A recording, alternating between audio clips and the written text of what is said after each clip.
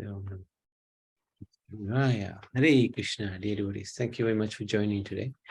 We wanted to seek the blessings of Radha Madhav, Father Shyam Sundar, Krishna Balaram, Bal Gopal, Gaunitai Srila Prabhupada, Guru Maharaj, and the assembled Vaishnavas. So we are on 11th chapter, which is the universal form, the Virat Rup. So summary is, let's have a look at the summary. The Sanskrit word rupa means form. One of the biggest theological debates is whether God has a personal or an impersonal form. Some argue that accepting a personal form of God amounts to projecting our qualities onto him or limiting God. So when we say, oh yeah, he's got a personal form, some people think that's we're limiting him. However, as Krishna confirms in various passages of the Bhagavad Gita, he manifests in many ways, impersonally and personally. He also categorically states that the two-handed form is his original form and the basis of the impersonal. And that's in the 14th chapter, last verse, he talks about that. Brahmanohi Patistaham. In this chapter, after Krishna displays his Virat Rup, Vishwarup, the universal form, he reverts back to his two-handed form, explaining the significance of this form. So there are 5 themes in this chapter. Arjuna requests Krishna to see his universal form. That's one. Second is Krishna shows his universal form to Arjuna. Third is Arjuna becomes bewildered by seeing this form. The fourth is Krishna explains that Arjuna simply has to act as his instrument, and Arjuna also asks for forgiveness. Krishna goes back to his two-handed original form, stating that this can only be seen by pure devotional service. So these are 5 themes. This is quite a big chapter. So let's see how much we can get through. Go for it, Riyaj, if you're there. Yeah.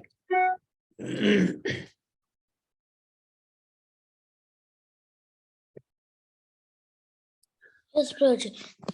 Arjuna said, by my hearing the instructions you have kindly given me about this most confidential spiritual subjects, my illusion has not been dispelled. O Lotus-eyed one, I have heard from you in detail about the appearance and disappearance of every living entity and have realized your inexhaustible glories. O greatest of all personalities, O supreme form, though I see you here before me in your actual position, as you have described yourself, I wish to see how you have entered in this cosmic manifestation. I want to see that form of yours. If you think that I am able to behold your cosmic form, my Lord, O Master of all mystic powers, then kindly show me that unlimited universal self.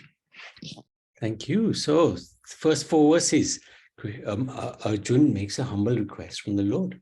Show him his universal form. He requests in a humble mood and also does not request for material things. So very interesting. Arjuna does not ask for material things throughout the Gita. He just wants to know more about God. One may ask why he makes such a request to see the universal form, since he can see Krishna and is completely satisfied. As confirmed in the previous chapter, he said he was very happy to see Krishna's two-handed form. Clearly, Arjuna doesn't have any personal agenda in seeing the universal form, but he requests the vision for other reasons. So firstly, he wants to prove without doubt Krishna's position as the source of everything. Secondly, he wants to set a standard for anyone in the future who claims to be God, to show similar opulence.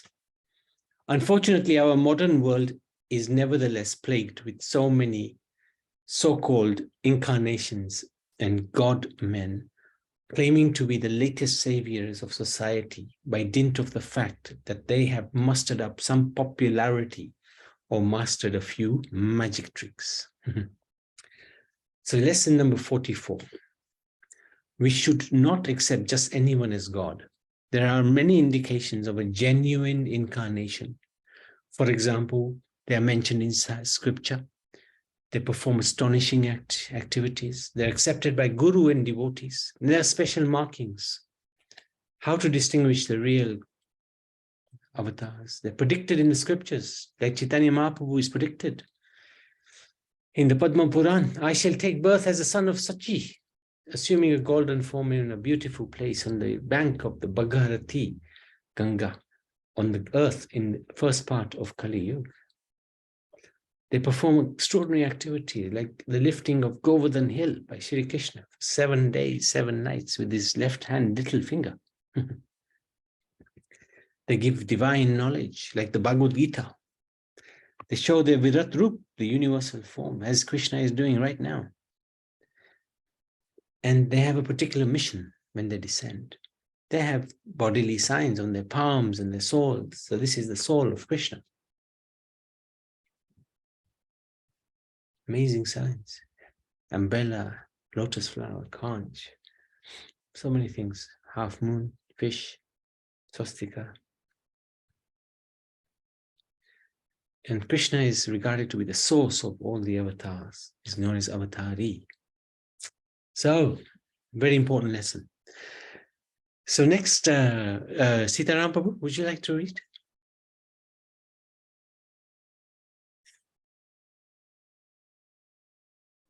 Yes, Prabhu. Yes, great. Thank you. Next 5. The Supreme Personality Godhead said, my dear Arjuna, O son of Pritha, see now my appearances.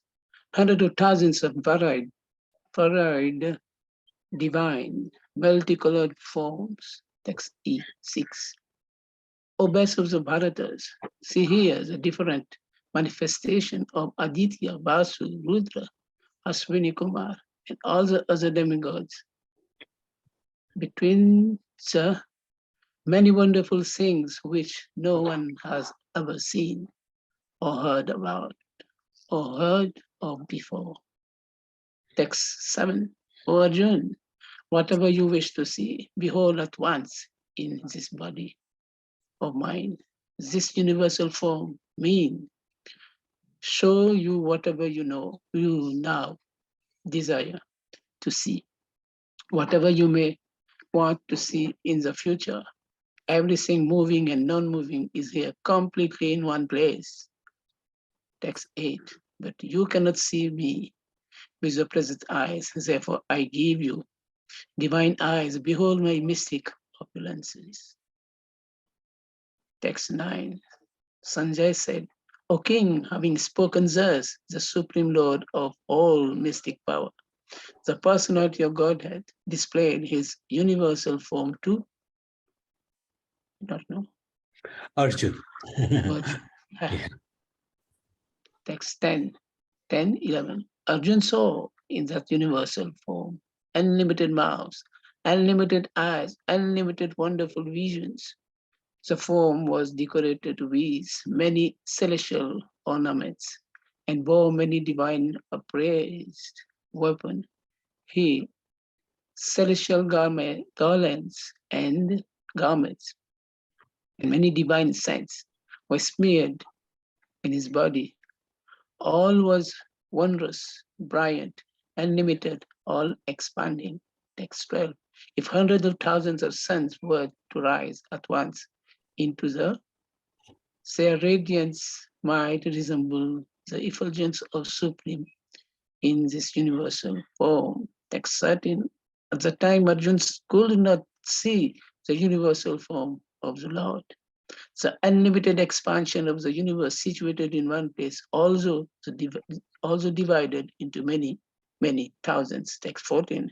Then bewildered and astonished, his hair standing on end, and he bowed his head to offer obeisances. With folded hands, began to praise the Supreme Lord. Excellent. Thank you. So, Hare Krishna. So Krishna shows him the universal form. Krishna grants Arjun's wish and shows him all-compassing universal form. So while God is the source of this universe, he is simultaneously the universe itself, in the sense that he is present within his own creation. For example, in the author's writing, you can probably understand something about the author. The effect, i.e. the writings, tell us something about the cause, i.e. the author. And in that sense, the cause is present within the effect. So when the author is writing a book, you get a hint of what the author is like. Similarly, God is the source of the universe, but is simultaneously encompassing the universe. That is the universal form. It's not that God is the sum of the parts, but rather everything is contained within God. So it's not that, the individual bits of the universe all put together is God. No. God is God. He's always God. He is the one who is the source of everything, and is contained within him. Everything is contained within him. In that fearful vision of the universal form, Arjun sees all beings, all material objects in the entirety of past, present, and future. It's a lesson. Develop a strong desire to have darshan of the Lord. Like Arjun, he wanted darshan of the universal form. Of course, he had darshan already of two-handed form of Krishna. But for our sake, he asked for this darshan as well. So the darshan can be many different ways. Through the eyes, we see the deity form. Through our activities in bhakti, we can have darshan with the Lord. We can be with the Lord all the time through our bhakti. Through meditation, dhyan, mahamantra, we have darshan of the Lord. Through our intelligence, by preaching about him, by telling others about Krishna, we can also have darshan of the Lord. This is very important to do these things. Seeing the Lord, doing bhakti, doing mahamantra, and preaching about him. Very nice to do those four things. Very important. Okay. Riansh, you'd like to do again? Yes, Prabhuji. Arjuna said, "My dear Lord Krishna, I see assembled in your body all demigods and various other living entities. I see Brahma sitting on the lotus flower, as well as Lord Shiva and all the sages and even serpents. O Lord of the universe, O universal form, I see in your body many arms, bellies, mouths, and eyes expanded everywhere without limit. I see in you no end, no middle, and no beginning.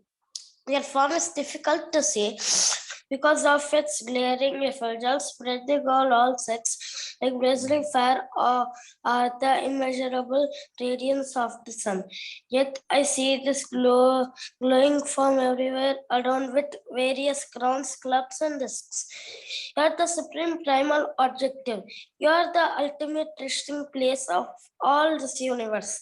You are inexhaustible, and you are the oldest. You are the well-teller of the eternal religion, the supreme the personality of Godhead. This is my opinion. You are without origin, middle, or end. Your glory is unlimited.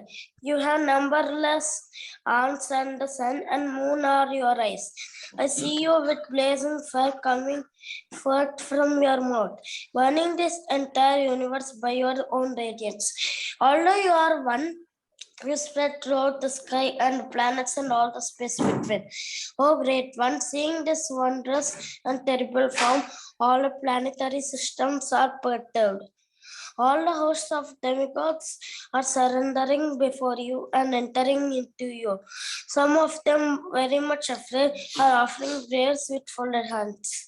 Hosts of great sages and perfect beings cry, all peace, are praying to you by singing the Vedic hymns.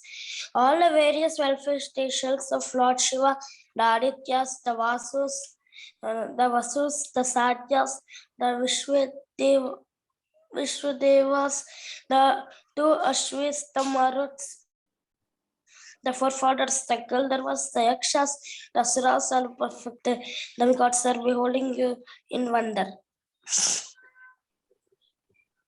Wonderful. Keep going. O mighty one, all the planets with their demigods are disturbed at seeing your great form. With its very faces, eyes, arms, thighs, legs, and bellies, and your many terrible teeth. And as they are disturbed, so am I. O all pervading Vishnu, see you with your many radiant colors touching the sky, your gaping mouths and your great glowing eyes. My mind is perturbed by fear. I can no longer maintain my steadiness or equilibrium of mind. O Lord of Lords, O refuge of the world, please be gracious to me. I cannot keep my balance still, thus your blazing death-like faces and awful teeth. In all directions are bewildered. All the sons of Dhritarashtra, along with the allied kings and Bhishma, Drola, Karnal, our chief soldiers are also rushing into your fearful words. And some may see trapped in heads smashed between your teeth. Heavy stuff, heavy stuff. As the many waves of the rivers flow into the ocean, so do all these great warriors enter blazing into your mouths. I see all people rushing full speed into your mouths as moths dash to destruction in a blazing fire. Oh, I see you devouring all people from all sides with your flaming mouths. Cover all the universe with your effulgence. You are manifest with terrible scorching rays. Oh Lord of Lords, so fierce of wow, please tell me who you are. I offer my obeisances unto you. Please be gracious to me. You are the primal Lord. I want to know about you, for I do not know what your mission is. Very good. Very good reading. Even though you've got a cold, you read very well. So 15 to 31. Arjun falteringly prays this of universal form, awed by the grace of Krishna, begs forgiveness for having treated him with familiarity and friendship. He said, sometimes I used to sit on the same bed as you, eat from the same plate as you. Now you're God, how can I do that again? Most religious traditions do not go beyond the majestic understanding of God. So God is the creator, God is great, God is all-knowing, God is infallible. That's the general understanding. But actually God is a person as well, and he likes to be treated like a person. Not always we are bowing down to him. He doesn't like that. Why he doesn't like that? Because he himself is very humble. In his humility, he likes to be treated like one of us, one of the family, if you like. This is his humility. And when somebody is arrogant, he doesn't like that. When somebody is humble, he loves that. Christ used to say, Jesus Christ used to say, the meek shall inherit the earth. Why? Because Krishna likes those who are humble, and he favors them. This often leads to a fearful exchange with God. The fearful exchange is because we are thinking God is all-powerful, almighty. So we have a fear that if we, a fear of God, and there's no intimacy involved, no sweetness, no personal relationship. And therefore we don't understand his mission. His mission is to take us back. His mission is to make us love him. And how can we love somebody if all we know about them is that they're great? That's not the reason to love somebody. The reason to love somebody is see how sweet they are. That's how you fall in love with somebody. Just because somebody is powerful, you might get attracted, but you can't fall in love with power. But you can fall in love with sweetness. It's a lesson. We should be clear about the Lord's mission and our mission. After many lifetimes, we've got a human body. This human body is rare. It's temporary. It can be destroyed at any time. Death can happen at any moment. The association of devotees and the seed of bhakti is rare, but somehow we have these. So let's take shelter of the Bhagavad Gita, chant the holy names, perform bhakti. Everything else is detail. Get that right, and we're on our way back to the Supreme Lord. But due to our impurities, we need to hear this over and over again. So this is really powerful, powerful message, powerful lesson. So I think we're coming close to the end. Prabhaben, would you like to read?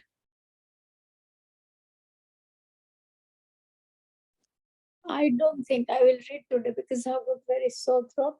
Oh, no, that's fine. Okay, no problem at all. Ram Dulara, would you like to read at all? Or Sitaram? Sitaram, would you like to read? Okay, good. From 32, Prabhu, Yes, please.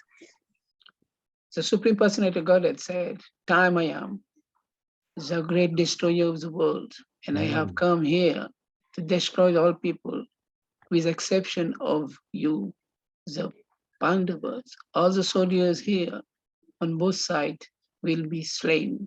Text 33. Therefore, get up, prepare to fight and win glory, conquer your enemies, and enjoy your flourishing kingdom. They're already put to death. My arrangement and you, O Savya Sati, can be but an instrument in the fight. 34. Drona, Bhishma, Jayadratha, Karna, and the other great warriors have already been destroyed by me. Therefore, kill them and do not be afraid, do not be disturbed. Simply fight and you will vanquish your enemies in battle. 35. Sanjay said to Dhritarashtra, O king, after hearing these words from the Supreme Personality of Godhead, the trembling Arjuna offered obeisances with folded hands. Again and again, he fearfully spoke to Lord Krishna in a faltering voice as follows. Text 36. Arjuna said, O master of the senses, the world becomes joyful after hearing your name, and thus everyone becomes attached to you. Although the perfected being offer you the respectful homage, the demons are afraid and they flee from here and there. All this is rightly done. Text 37. O great one, greater even than Brahma, you are the original creator. Why then should they not offer the respectful obeisance unto you? O limitless one, God of gods, refuge of the universal, you are the invincible source, the cause of all causes, the transcendental to the material manifestation. 38. You are the original personality of Godhead, the oldest, the unlimited sanctuary of the manifested called cosmic world.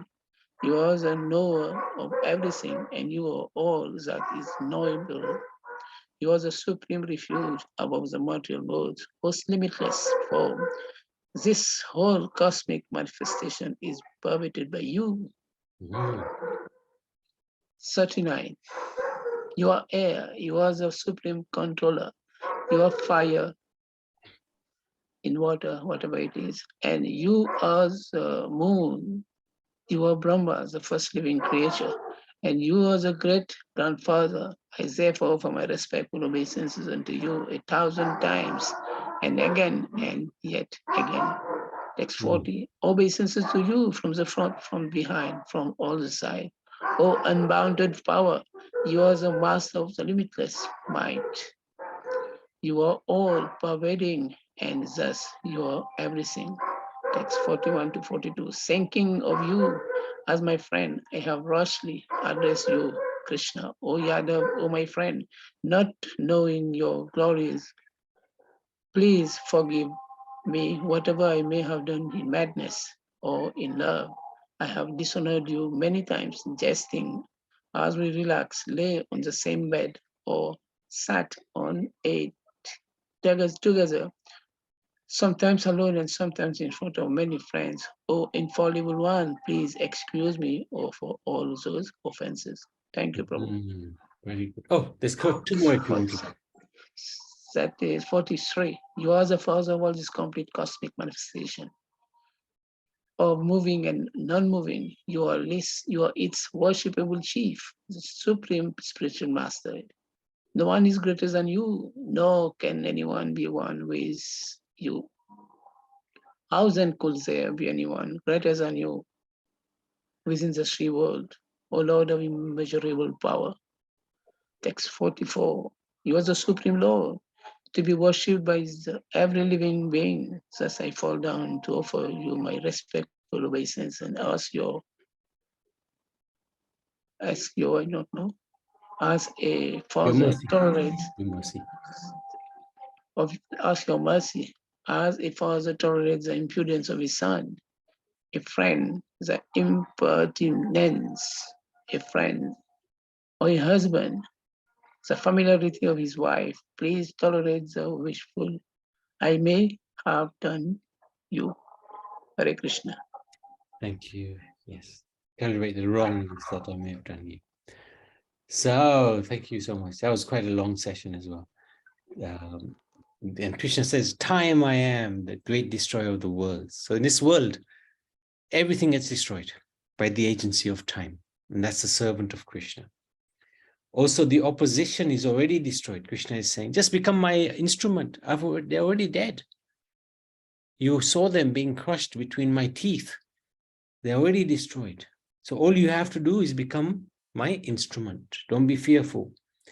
Appreciating the Lord's greatness, Arjuna offers his obeisances to the Lord, apologizing for his closeness to him and appreciating his greatness. Lesson to learn, don't waste time. Because time is the great destroyer. So it says, Kalo asmi loka shaya kata. So this is time I am destroyer. I am the great destroyer of all the worlds.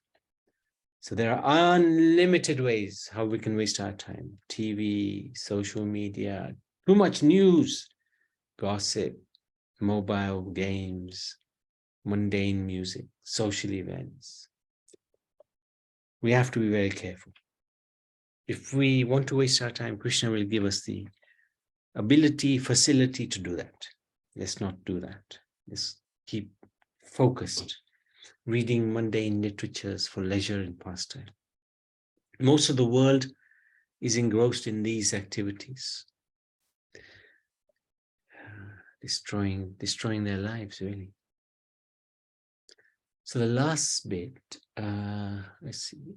Riyaj, you want to read or I can read if you don't want to? Roji, I can read. Oh, wow. Okay. After 45. After seeing this universal form, which I have never seen before, I am gladdened, but at the same time my mind is disturbed with fear.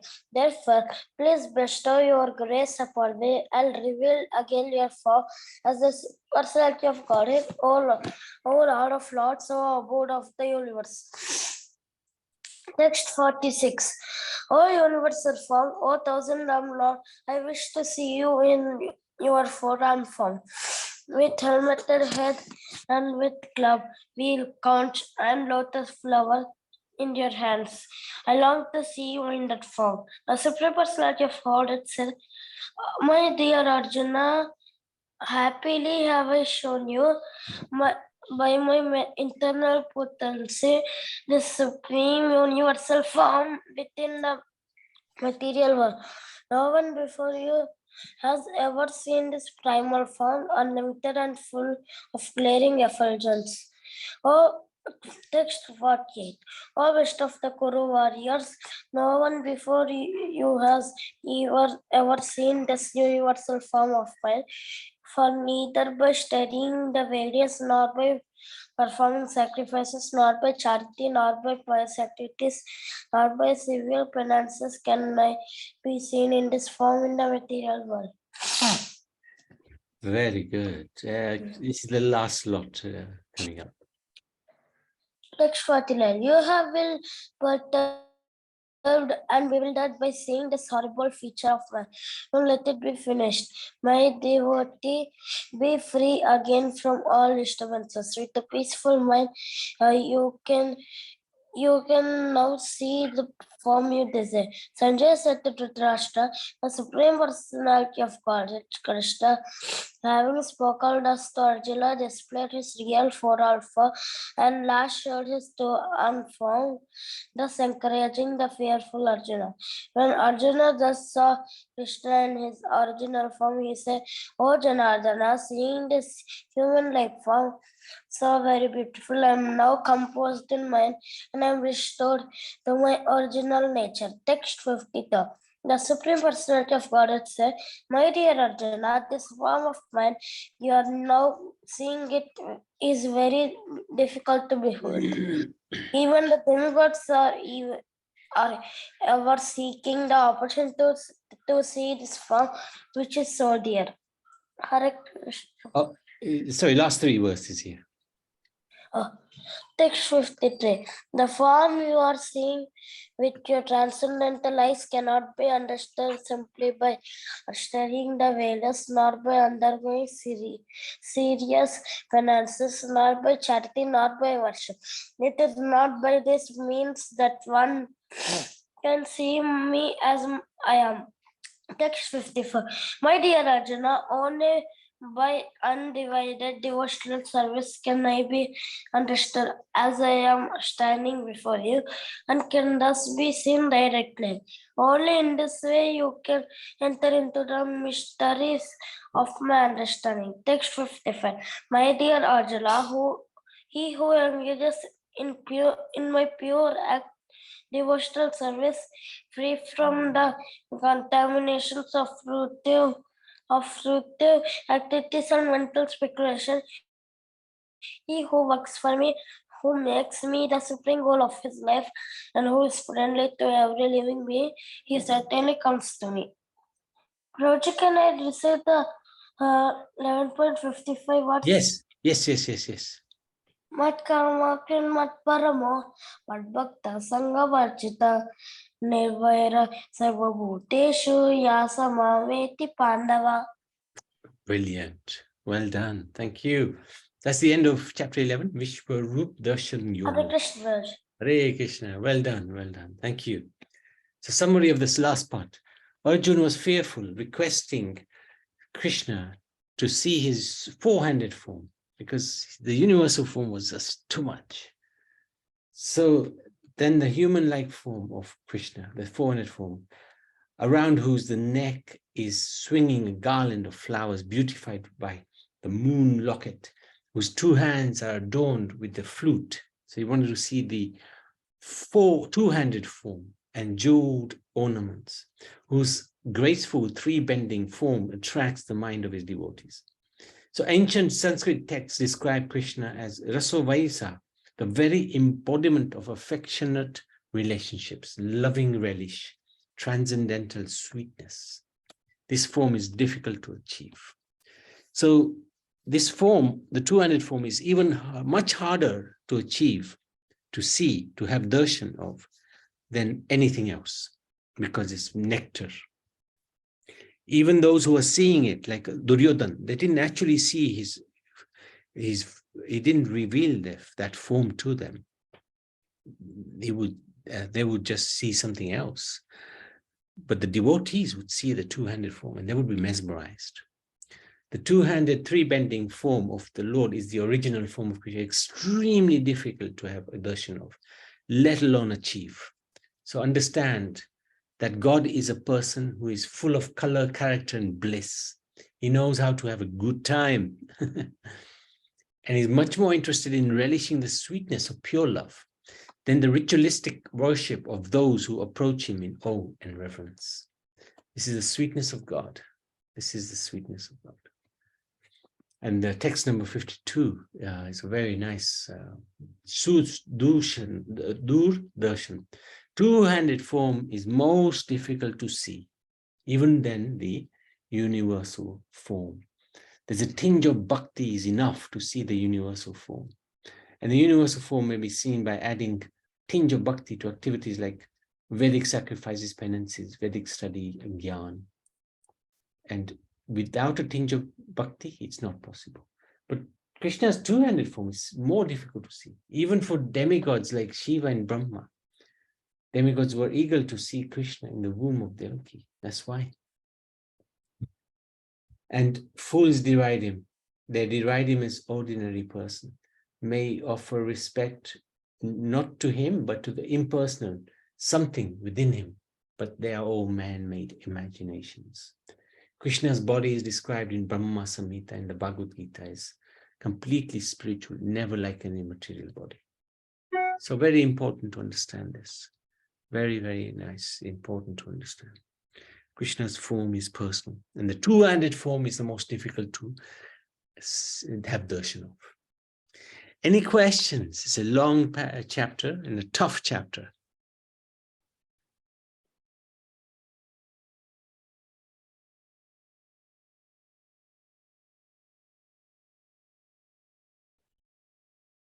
So we can stop there. Srimad Bhagavad Gita ki jai, chapter 11 ki jai.